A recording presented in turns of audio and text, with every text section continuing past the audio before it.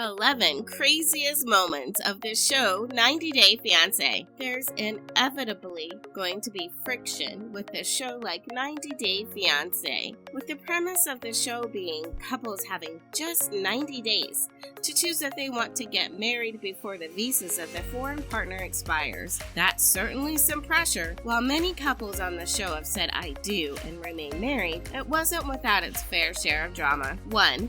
Chantel's family wouldn't eat chicken feet. Season 4 introduced fans to Chantel and her Dominican fiancé Pedro. The two seem to be in love legitimately, but just like Romeo and Juliet, their families were at odds, and things only got worse when the couple returned for the spin-off show Happily Ever After. The couple traveled to the Dominican Republic for a second wedding, and while enjoying a family dinner, Chantel's family pointed out that Pedro's mother and sister had served them something strange: chicken feet and chicken neck. Chantel's family, seeing it as being put on the spot, wouldn't eat, and soon the two families were fighting. Chantel and Pedro did their best to translate and keep the peace, but in the end, Chantel's family angrily stormed out. In the religion of voodoo, they use a lot of chicken feet, so naturally, I don't want to be taken advantage of, Chantel's mother told the cameras. It's unclear if Chantel's family was justified in refusing the dish, but after they left,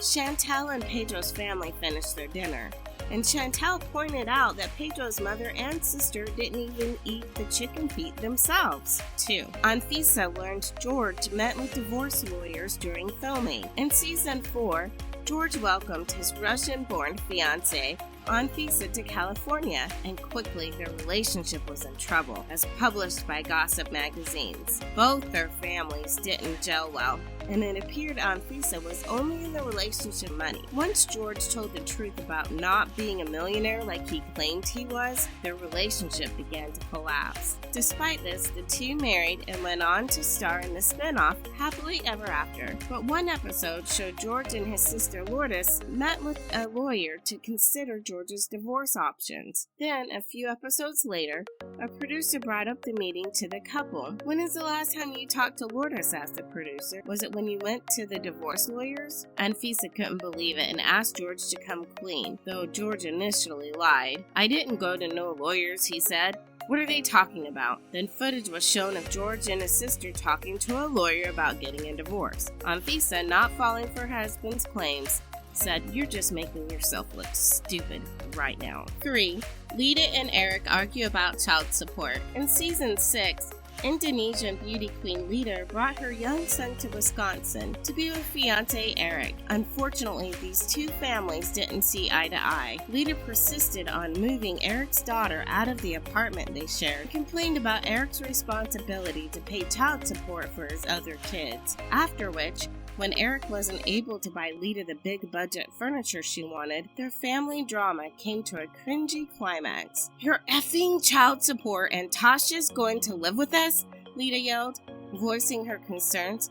"And the wedding venue. It seems like I have to, accept everything. When is it going to be my time?" After Lita referred to his daughter as a burden, Eric protected his children, saying, "In America, the family is most important." Lita shouted, "Then I don't want to get married then," to which Eric asked, "Because of child support?" Lita's answered, "Yeah." The couple still got married, although Lita's problems with his kids didn't end. In February 2019, Lita got a restraining order against Eric's daughter Tasha. Lita and Tasha won't be befriending on Facebook anytime soon. 4. Larissa tried too hard. Season 6. Larissa and Colt, a couple from 6, had some serious issues during their engagement. There was drama with Colt's mom, and when Larissa got arrested. Despite this, nothing was quite so cringy for viewers to watch as Larissa's transparent attempt to impress her co-stars on the season finale. After turning up late, Larissa panicked about looking good before joining the other fiancé couples. Quickly, it became obvious that Larissa didn't only want to look good, she wanted to impress someone. "Fernanda is jealous of me because she's ugly," she said. When Larissa and Colt finally arrived on set, Larissa and Fernanda got into an argument straight away. Fernanda said Larissa and Colt were unkind and had mocked Larissa. Larissa called Fernanda a brat. Eventually, half of the couples left the set,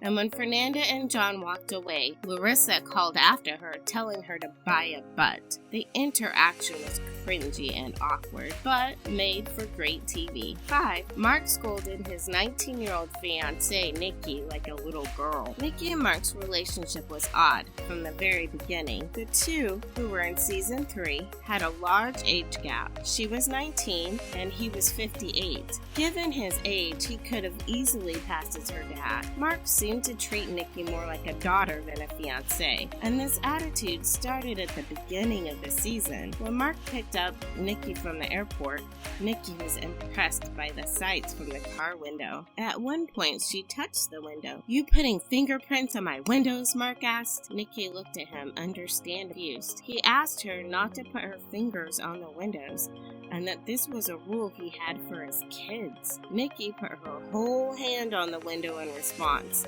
and Mark responded with, "Nikki, you're messing with my happiness," and said she needed to clean it with a towel. "You're weird," Nikki finally said. She was right. 6. Lauren and Alexi Instagram. In season 3, we had Lauren and Alexi, who fall nicely in the middle of the two other couples, hitting that perfect blend of not too crazy, but not too perfect either. These two are just interesting enough to have some drama. Lauren's Tourette syndrome caused a lot of concern from Alexi and his family for any future children they might have. The couple was even arguing heatedly on their wedding day. However, the two are still very much together. In an interview with Good Housekeeping, they said, "We are still learning so much about each other. Marriage is a full-time job. We work very hard to be together. We are a team, and while we have our ups and downs like a normal marriage, it's totally worth it." Alexi's mother on the show showed an interest in relocating to the States, but it doesn't look to be happening anytime soon. And with no baby on the way, it seems like these two lovers are on their own for a while. 7.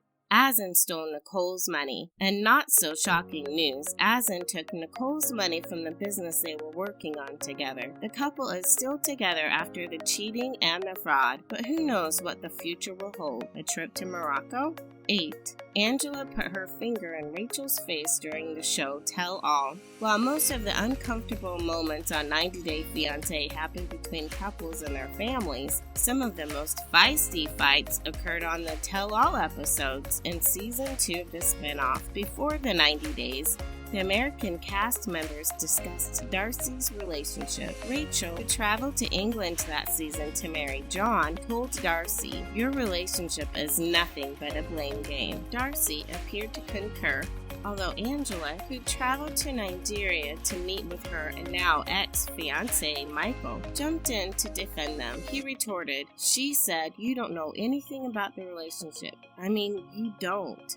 You can barely know your own yet." Rachel replied with an abrupt, "Excuse me?" The exchange then intensified into an argument, including Angela pointing a finger in Rachel's face. "You put your finger practically up to my nose," Rachel said. Eventually, Angela walked away, saying, "She doesn't do that to me, 50-year-old granny," as she walked off. 9. Anfisa and George Golddigger. In Season 4, Anfisa might be the cast member that has been the most forthright about her intents. Cold, hard money. Repeatedly, she insisted that George buy her expensive dresses and cars, even outright admitting in one episode that she was dating George for his money. Confusingly, the couple did eventually get married and are still together, as evidenced by Anfisa's Instagram. Things are not to be smooth sailing, though, as George was charged with drug possession last September. George was caught carrying a whopping 300 pounds of weed in his car. Combined with his previous record, he will be serving 2.5 years in prison. Despite all this, George stated in an interview with TMZ that Anfisa has been very supportive throughout the whole process and that he does not see them splitting anytime soon. Only time will tell if George's optimism is misplaced,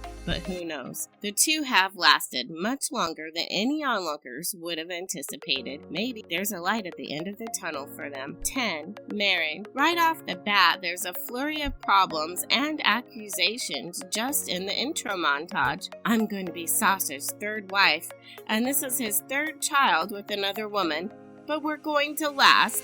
A noticeably pregnant Emily, 28, proudly states as a video of her fiancé and fitness trainer Sasha, 31, works out in the background. Yes, Emily, definitely not a red flag at all. 11. Age gap. Cut to another cast member, Michael, 41, driving in a convertible Porsche with his defensive intro. A lot of people may think I'm an old, sleazy, rich guy going after a beautiful young model from Brazil. Well, exact how old is this young model, Juliana? She was born in 1996, as she holds up a bottle of wine from her birth year as Michael laughs. Troubles seem ahead for the couple with an almost 2-decade age difference. When Juliana crying that the visa interview went poorly, they asked if I'd been working as a prostitute for the last 10 years, Julia says to the camera. What does that make me, a pimp? Michael quips.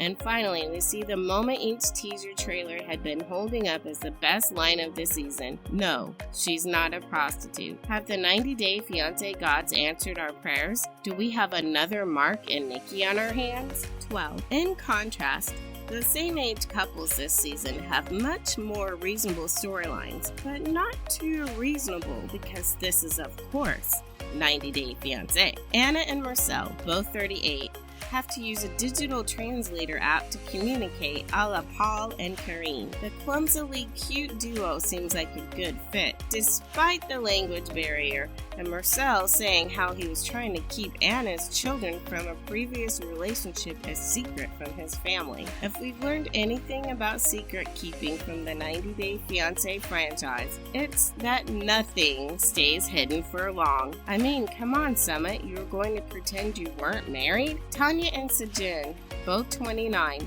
argue over a prenuptial agreement, which is a very valid request by Tanya, despite her solemnly saying, I don't have that full soulmate feeling. Yikes! And this is all in the first 5 minutes. In conclusion, 90-Day Fiancé is reality TV made to cause dramatic moments and hostility towards one another.